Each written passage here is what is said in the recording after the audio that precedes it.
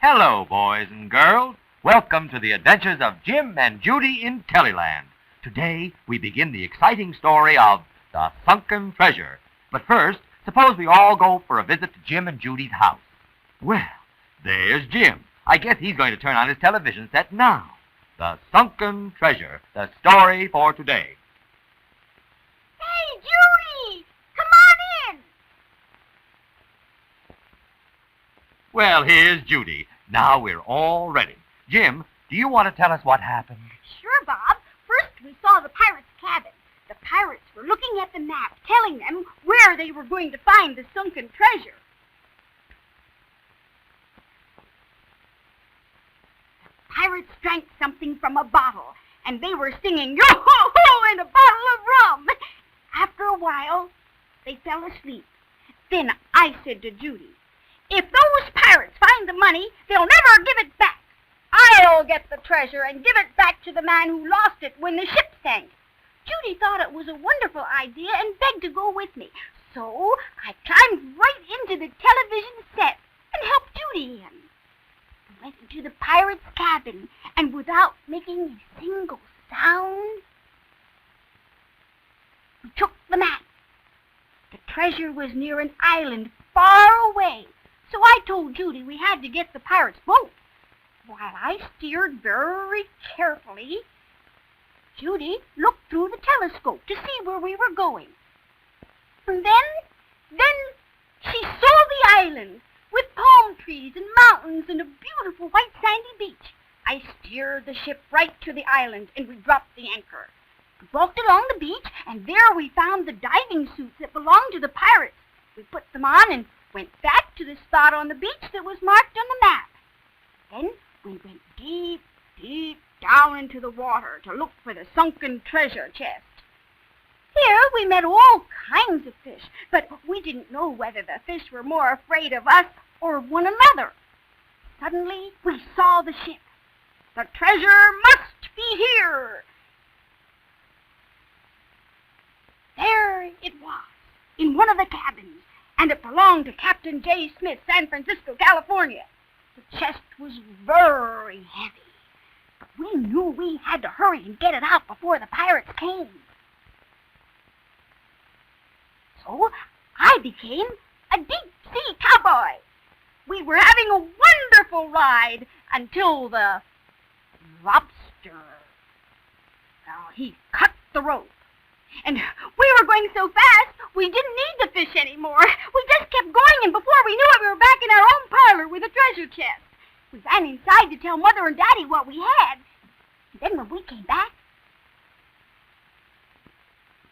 the chest was gone.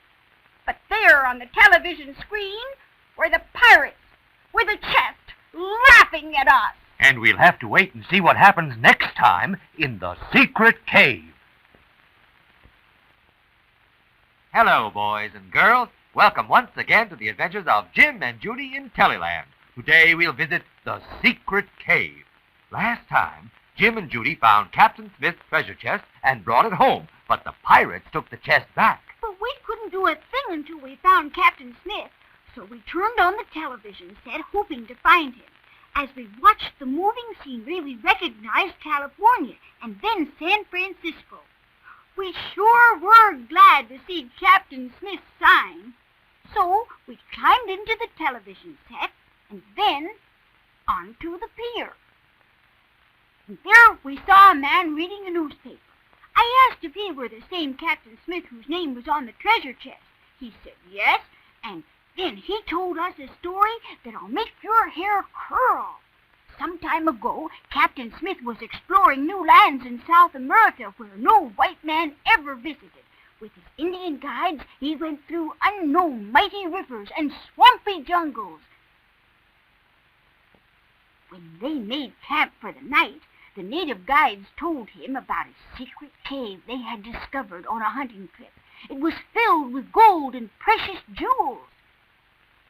When they reached the mouth of the cave, a great ferocious anaconda snake sprang at them, and they were glad to get away.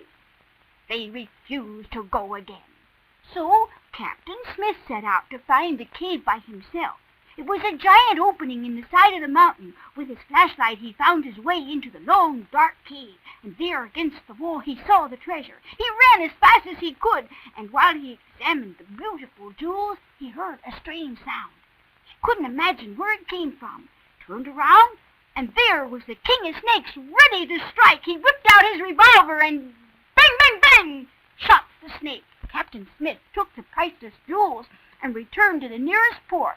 There he hired a boat to take him back home to San Francisco. But little did he know that it was really a pirate ship, and the skipper and crew were bad men who found out what he had in the chest. One night, the pirates broke into Captain Smith's cabin, but he broke just in time. There was a terrific fight, with shooting and running all over the deck. But with everybody fighting, there was no one to steer the ship. It hit a reef and sank. The treasure chest went down with the ship.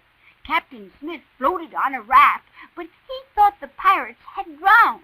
Finally, he was picked up by a fishing boat and got home to San Francisco. There he made a map of the place where the ship sank. He did not know that the pirates, too, had been saved. They followed him home and stole the map. We told Captain Smith we'd go after the pirates and recover the treasure. He was very happy and said he'd help us all he could. So we said goodbye and went back home, with plenty to do next time we met. And we'll be with you, Jim and Judy. Don't forget, boys and girls, to be with us next time for another adventure of Jim and Judy in Teleland, the Eagle's Nest. Hello, boys and girls. Welcome once again to the adventures of Jim and Judy in Teleland. Today, a friend is lost. Remember last time, spies double-crossed some pirates who had planted a bomb in the spot where the gold had been buried? And when the pirates started digging for the gold, there was an explosion that knocked the pirates out cold. The natives took them to the village, stripped them of their clothes, and tied them to posts. Meanwhile, the spies went to the sub, fooled the guard, and captured the sub without a shot. Jim saw them leaving the harbor and started after them on his trusty friend Oscar. Let's leave Jim chasing the sub and see what Judy is doing. We haven't seen her for quite a long while. Ah, there she is at the television set, watching her brother's adventure. Judy's worried about Jim, but she feels sorry for the captured pirates, too. Like a good little girl, she decided to help. She used magic words, and a magic carpet flew into the room. The magic carpet carried her over land, above the mountains, across the ocean, to the Cannibal Island. It took her right to the village. The natives were away hunting. Judy saw the captured spies and the sleeping guard. Silently, she crept up behind him, took the guard's knife, and then she cut the ropes. They found their clothes hidden in the bushes, and the captain thanked Judy, and then the captain and his men went to the beach, where a big canoe was kept. Judy threw them a rope from the magic carpet and towed the canoe out of the bay into the open sea. How are things going with you, Jim? Oh, the spies didn't suspect me. They were too busy gloating over the gold, till one of them saw us through the periscope. After a quick conference, an anti-aircraft gun was brought up and shot. We zigzagged and their rapid fire missed us. Then Oscar decided to attack them. He went straight down like a dive bomber, grabbed the gun, and threw it into the ocean. A spy threw a bomb that hit Oscar squarely. And that was the end of him. I felt awful. Oscar had been such a good friend. The sub left, and I waved Oscar's antenna, hoping to be rescued. What new dangers are in store for Jim and Judy? Be sure to see the next episode.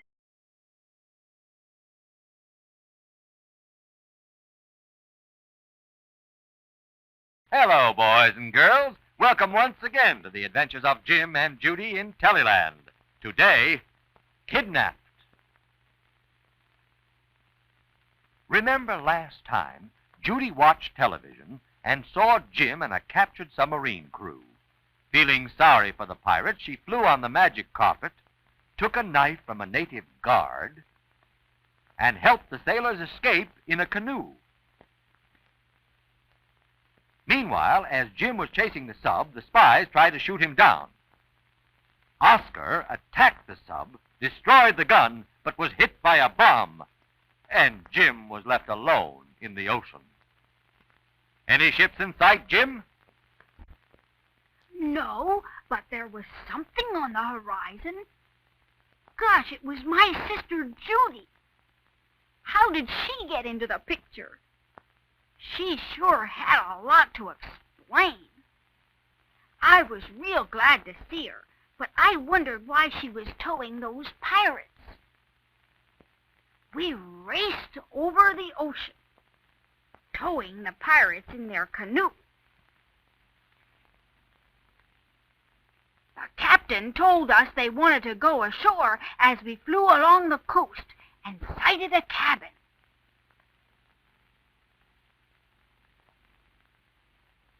After we left the pirates, they walked up to the cabin on the hill.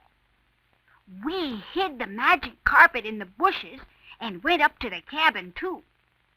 There was a large radio antenna on the roof. We went in, and the captain invited us to dinner. I didn't like the expression on his face, but we were mighty hungry. They fixed some food in the kitchen.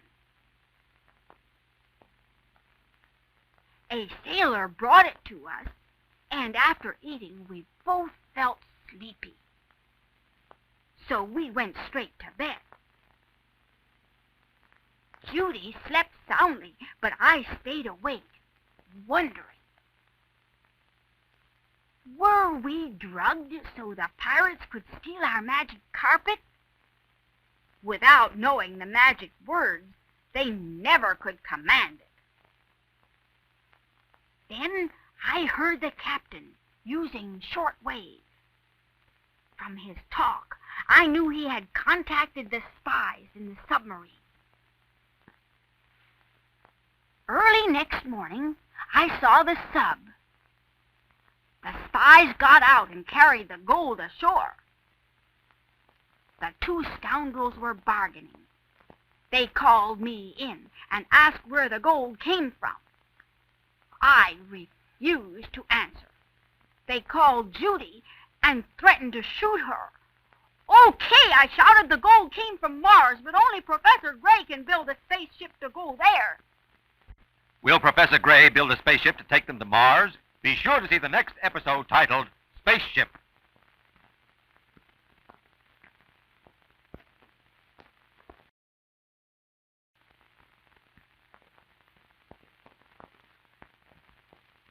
Hello, boys and girls. Welcome once again to the adventures of Jim and Judy in Teleland.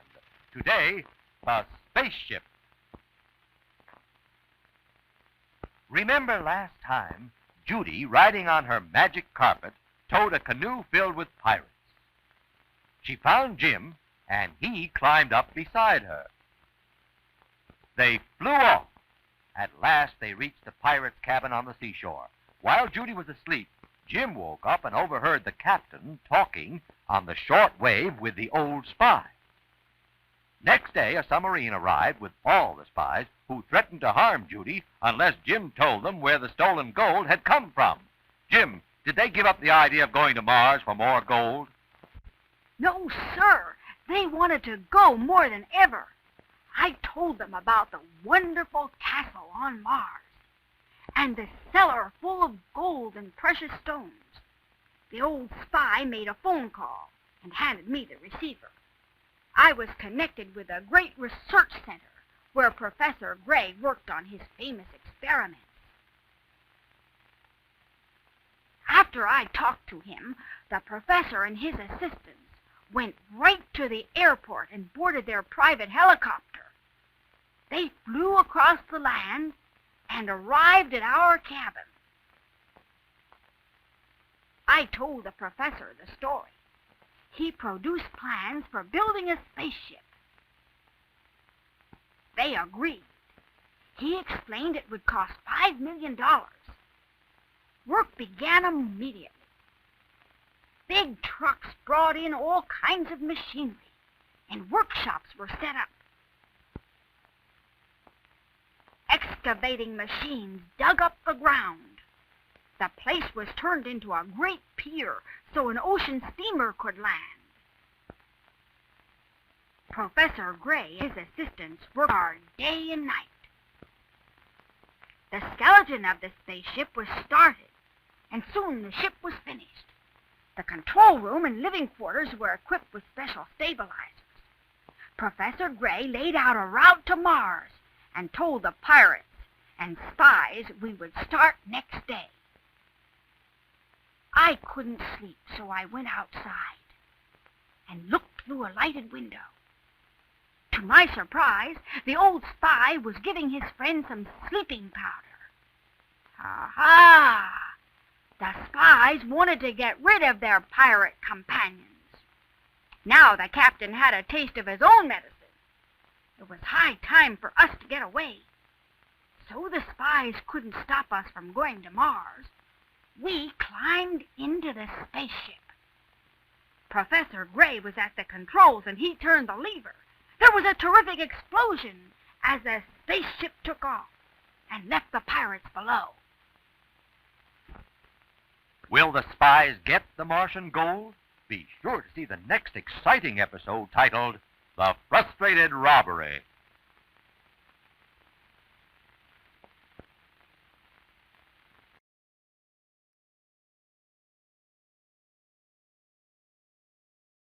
Hello, boys and girls. Welcome once again to the adventures of Jim and Judy in Teleland. Today, The Frustrated Robbery.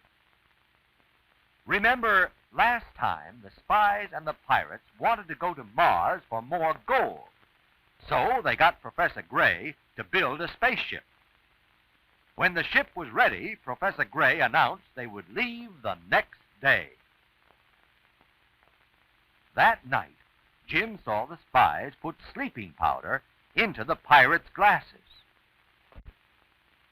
The pirates fell asleep, and the ship left without them. What happened then, Jim? We circled around and around the globe. But once we got away from the Earth's gravity, headed straight for Mars, our bodies seemed to have no weight, and we just floated around in the air. As we approached Mars, we saw the wonderful canals.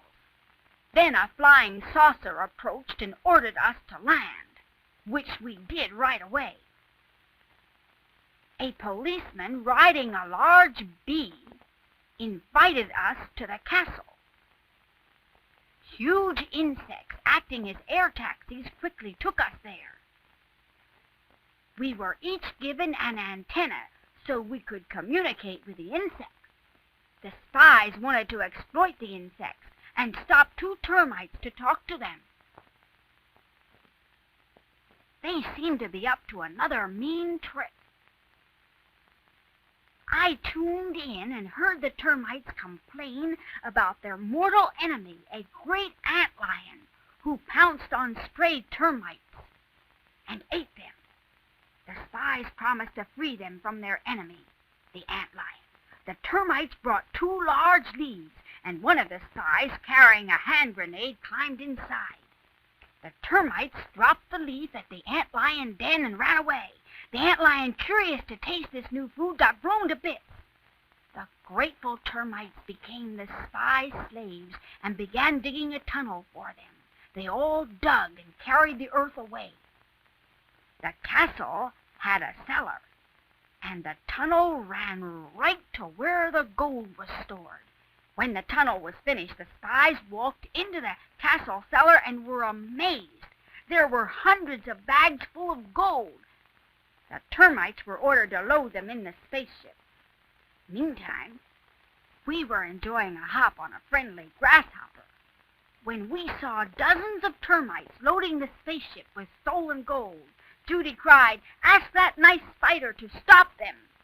I asked the great spider if he'd cover the ship with a web. He understood all right and wove a thick spider web all over the ship. The spy's bullets didn't hurt the spider a bit. Soon he had the whole ship in his web with the spies caught inside. Tough luck for the spies, but who'll get the gold now? Be with us for the next episode, A Magnificent Present.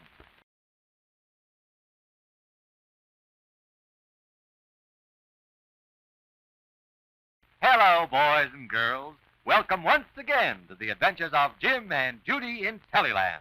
Today, A Magnificent Present. Remember last time, the spies, having arrived on Mars, plotted to steal the castle gold and made the termites help dig a tunnel under the castle so that the spies could get to the big cellar where the gold had been stored.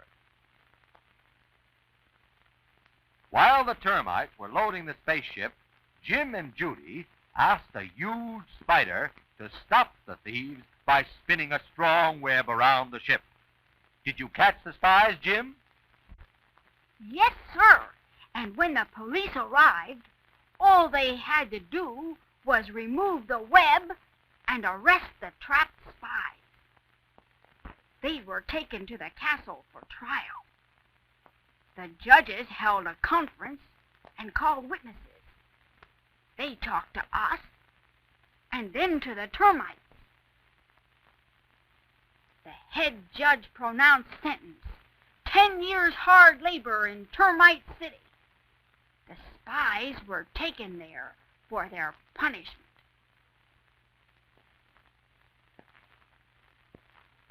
The old spy was given a job milking an ant cow. The big spy had to carry the newly laid termite eggs, and the small spy was put in charge of the termites' nursery. The judge gave us all the gold in the ship as a reward. We said goodbye to the judge and to our friends, the grasshopper and the giant spider. They arranged a special honor guard. With a roar, the ship rose into the air and left Mars. We approached the Earth, landed at the research laboratory, and went to Professor Gray's office. He said the gold was worth $20 million and asked us what we planned to do with it. Judy said she'd like to build a hospital for the poor and sick. I donated my money for research on interplanetary observation, atomic ships, and space stations of different designs. We became famous overnight. The papers carried front-page stories with our pictures. Radio announcers spread the good news. And the president sent his own plane to take us to the White House. We flew to Washington, and were we excited when we landed at the White House and met the president. He listened to our story and shook our hands. Then we flew back home, and as soon as we saw our room through the TV set, climbed inside, glad to be back home again. And so, to sleep. And I'll bet Jim is dreaming of all the strange characters he met. Be sure you and your friends are watching for Jim and Judy's next exciting adventure.